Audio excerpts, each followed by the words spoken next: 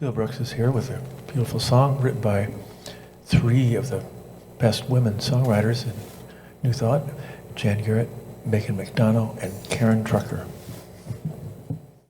1, 2, 3, here we go.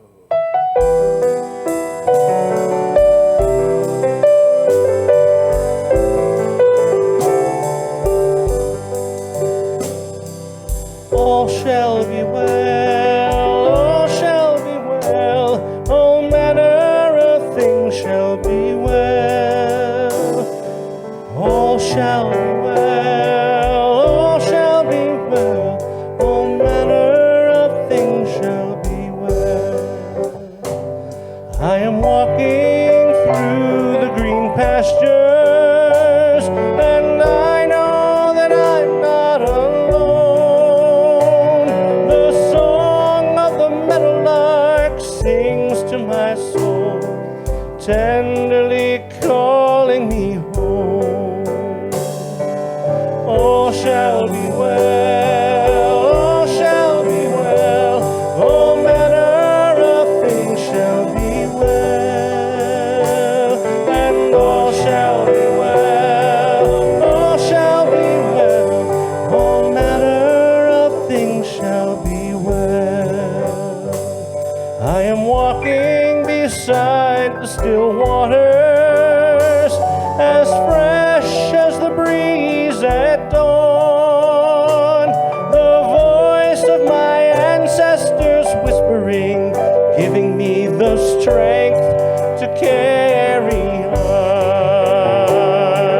All shall be well, all shall be well, all manner of things shall be well, and all shall be well, all shall be well, all manner of things shall be well. Surely goodness and mercy will follow, and love will be leading the way. Every shadow will shine in the fullness of time, and bloom in the hearts of the brave. All shall be well, all shall be well, all manner of things shall be well, and all shall be well, all shall be well, all manner of things shall be well. All is well, all is well, all manner of things are well. All is well, all is well, all manner of things are well.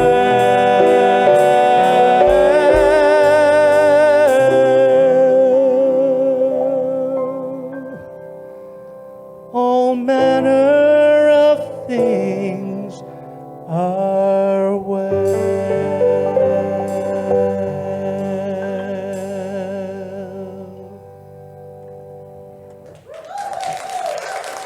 Thanks so much, Bill.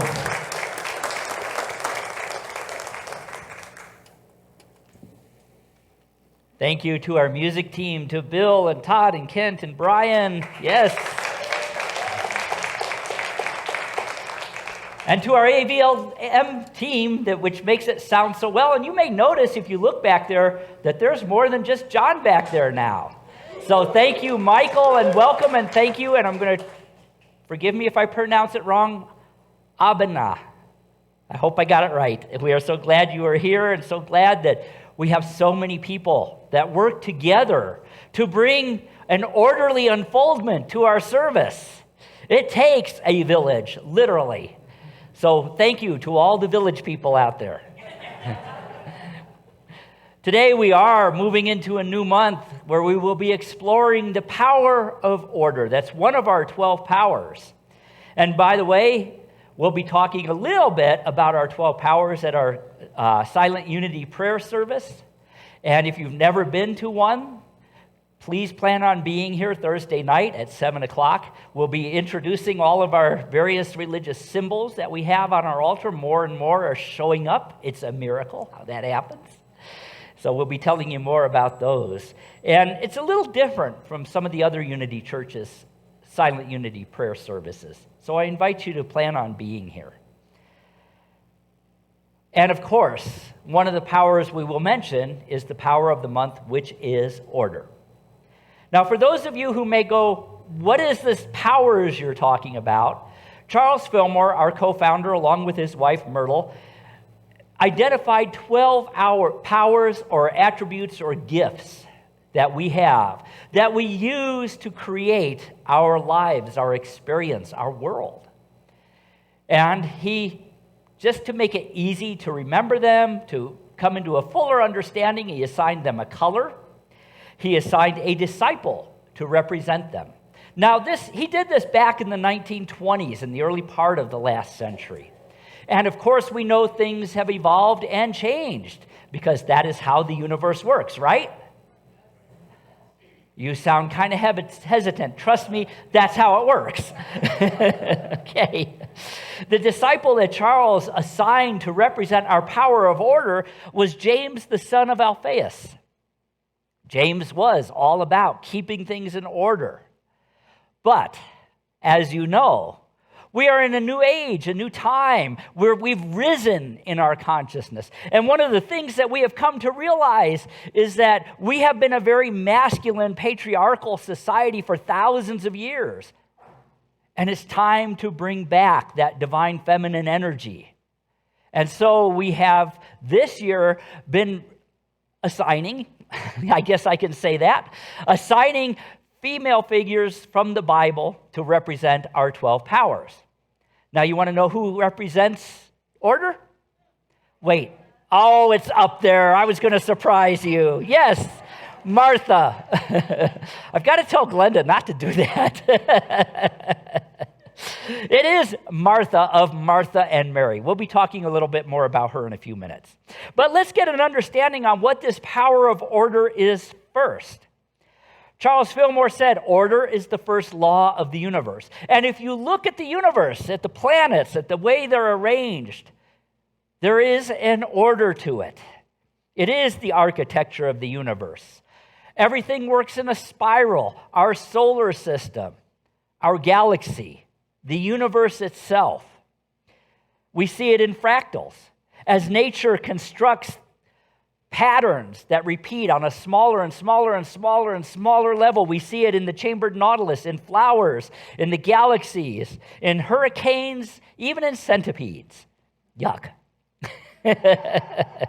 But the point is, there is order. And every culture the world has ever known, every branch of science, every religion that humans have ever practiced, acknowledges that there is an underlying order to all of creation.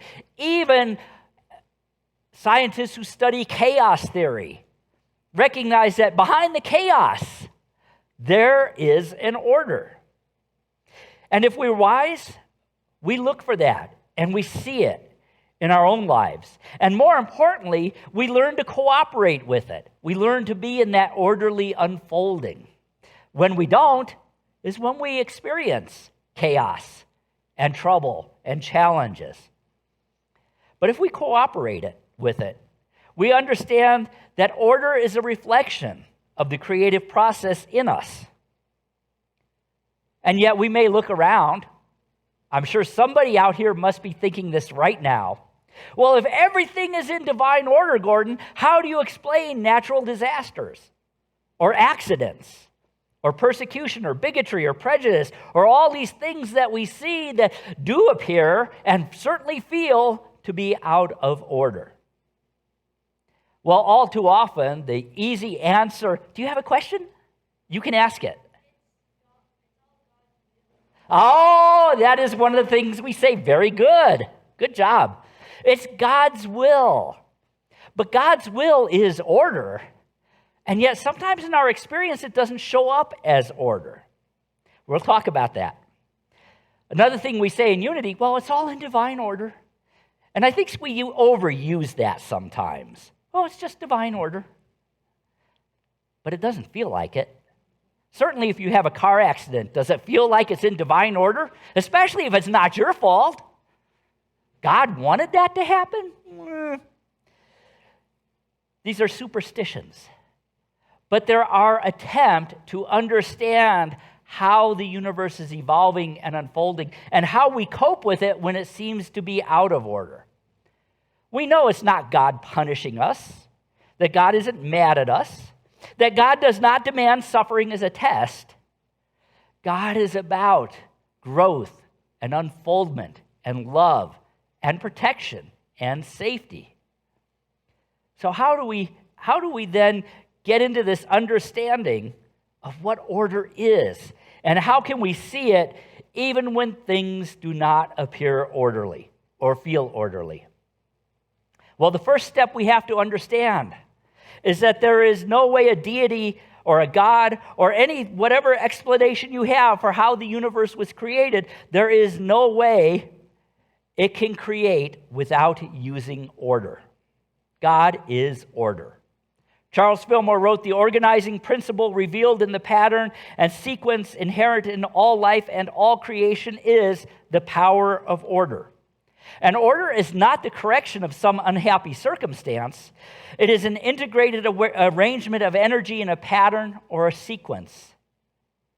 Or, in the human experience, it is when we are in alignment with principle. When we are in the flow or in the zone, as we would say.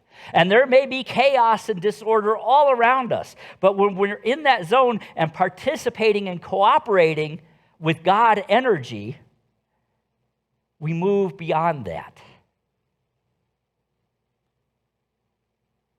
It is the claiming of the power of spiritual organization that allows us to grow through even disorderly experiences it.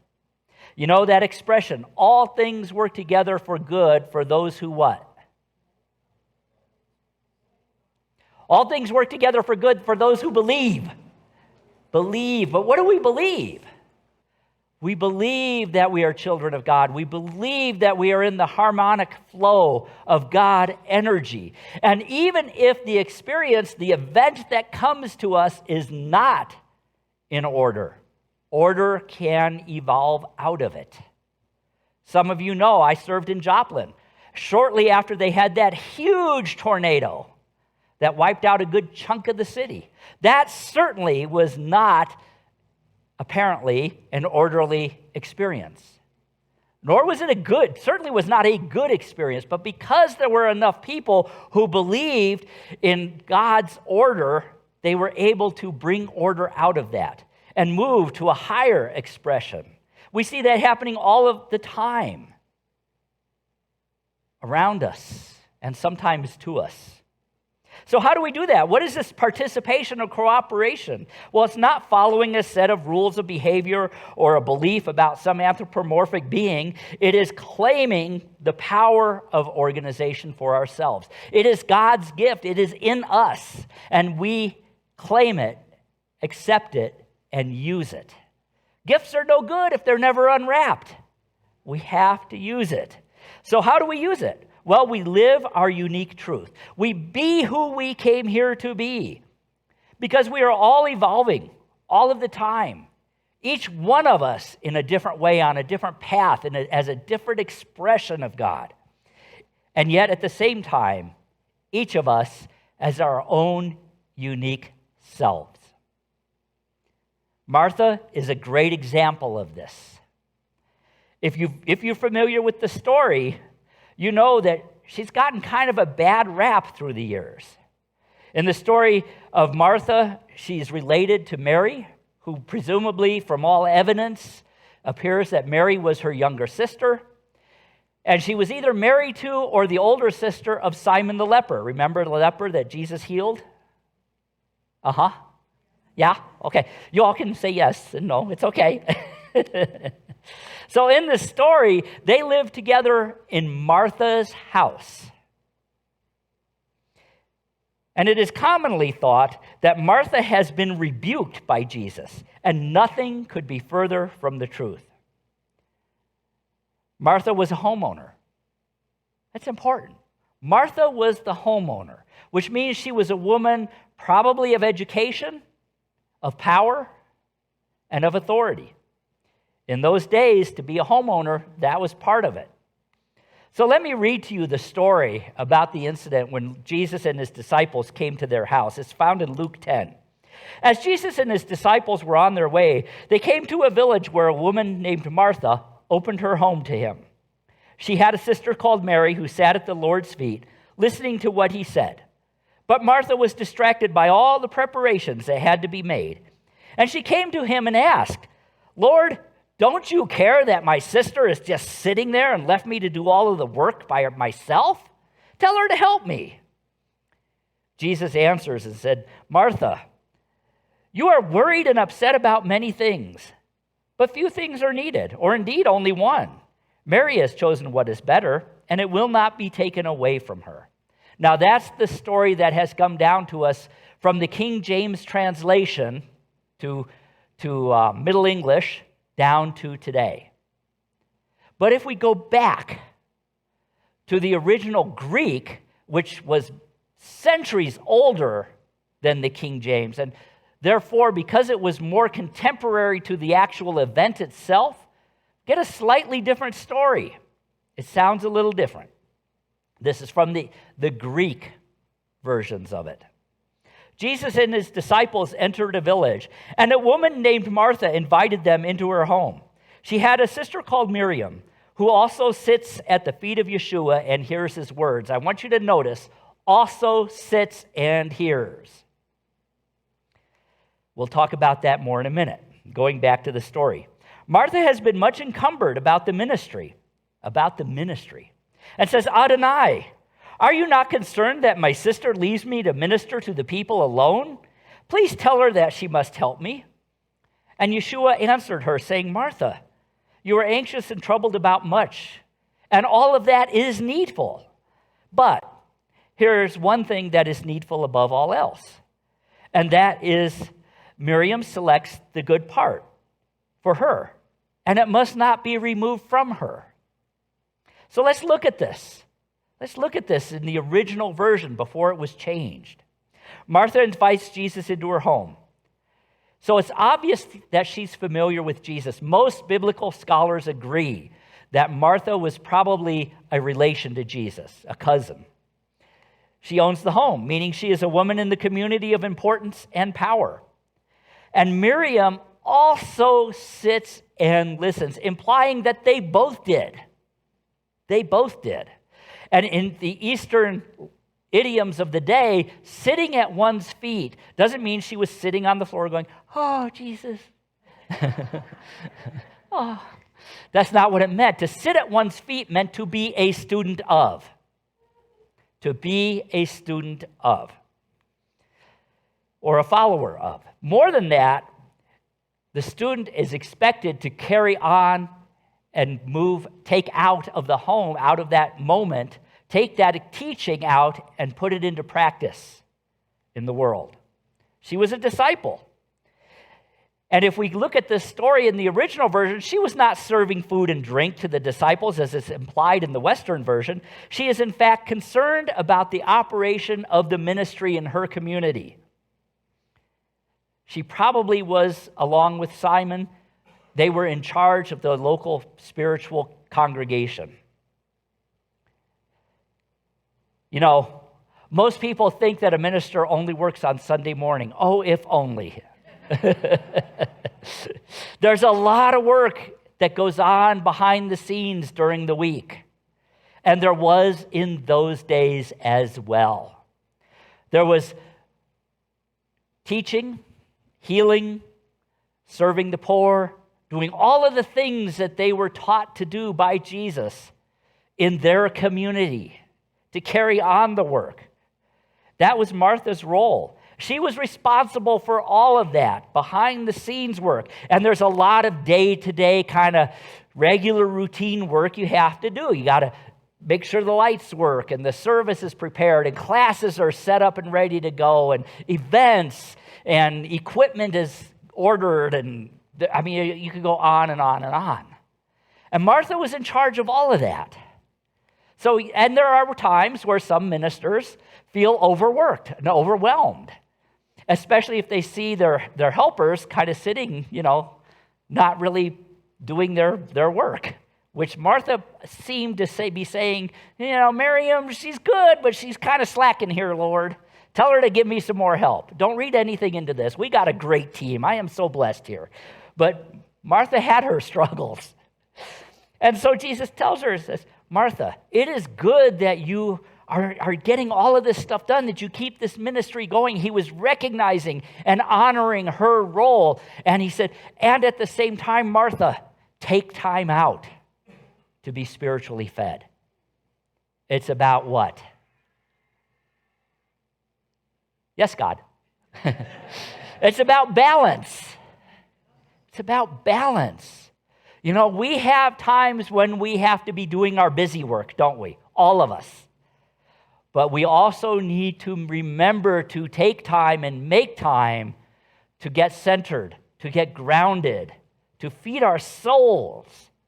So Martha's rightly asking for help, and Jesus was saying, he didn't say, by the way, no, I'm going to tell her not to help you. He said, she's doing what she needs to do in the moment. Remember to seek balance. Thus, Martha was using her power of order, but not to its best and most effective way. Charles Fillmore, though, noted something else about Martha and wrote this: Martha represents the outer activity of the soul that is receiving the higher self. There's an inner work and an outer work. Miriam represents the inner work. Martha represents the outer work. You have to have both. You can't do one without the other. Charles goes on and says, Mary represents inner receptivity. Martha shows her love by service. Her language of love, those of you who are familiar with the languages of love, her language of love was service. And Jesus recognized that and honored it. Mary shows her learning at Jesus' feet as a service of support, of learning, of willing to receive. Both are necessary. But we should take heed that we do not forget our times of communion with Spirit, nor neglect our outer service. It's all about balance. So we can see that Martha was not, in fact, being rebuked by Jesus at all. She was being empowered and recognized and respected and reminded of balance. Good lesson for us today as well. Be in balance. Take time to do both. It's also important to remember and notice here in this story that power is personal to each one of us. We all have our way of using our gift of power. Martha's was in service to others. Elizabeth Sands Turner, Unity minister and author, wrote this: remember that one person's disorder is not necessarily another's. A cluttered desk, a yard growing dandelions instead of grass, is not irrefutable proof of a disordered mind. You alone determine for yourself what your power of order shows up as. And if your power of order seems not to be working, if it seems like there is not order in your life, then you have the power to create a new life. You mentioned God's will. God's will for us is to grow, to evolve, to learn, to live life more fully, to share the gifts that we brought in to this experience with those around us. And the way we can practice God's will is to be unfolding and living our lives in divine order. So how do we do that? Sounds easy, right? How many of you feel like things are always in perfect order? If you do, please come and tell me how you do it. Because even in ministry, things are not always in perfect order. But we start establishing order by establishing harmony in our thinking. Remember, we start from within and we move it out. Some people think in terms of establishing order that we must first create a system and method and impose it on other people. We see that in leadership all the time. But that's not how it works. We have to get ourselves in order first. And as we get ourselves in order, we can teach others not what order to be in because it's personal, but how to achieve their own order. And the more we do that, the more orderly life becomes. Martha was trying to impose her sense of order, her idea of order on Mary. And Jesus said, no, you have your own. Mary has her own. And together, they complete a greater whole. Both of you are needed. Both of you, with your different ideas of what order is, are necessary. So the purpose of the power is not to impose it on somebody else, it's to work on ourselves. And then when we get into that harmonious, happy energy, we live a life that allows us to bring forth the personal will of God, the will that God has for us, to bring it out into our experience. Once we have put ourselves in tune with God's ideas and are cooperating with divine principle, we'll discover that we naturally attract to us right relationships with other people, satisfying and fulfilling opportunities and activities, all of the time we need to do that which must be done. Oh, that's a hard one in our Western world. We're always, I don't have enough time. I got so much to do. And I love what Gandhi said about that. He said, I meditate every morning for 20 minutes. And if I have a really busy day and don't have time, I meditate for 40 minutes. Why? Because when we're in that consciousness, in that understanding, we work more efficiently. And there is time for all of the things that we need to do. And this allows us to grow and develop all of our powers when we are in order. Order is the outgrowth of our complete agreement and cooperation with spiritual law. This is the process that must be complete in mind, in emotions, and in actions. We are co-creators of our lives and experiences with God. And as co-creators, we have the power to change our world and ourselves. And that is the truth. Thank you.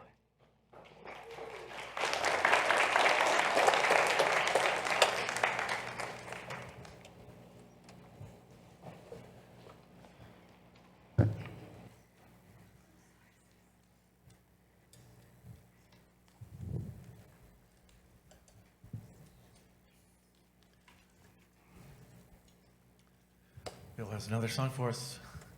You'll recognize it. 1, 2, 3, 4.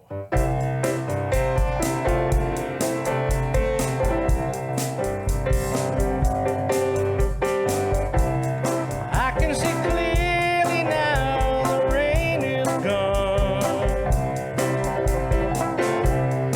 I can see all obstacles in my way. Gone are the dark clouds that had me blind.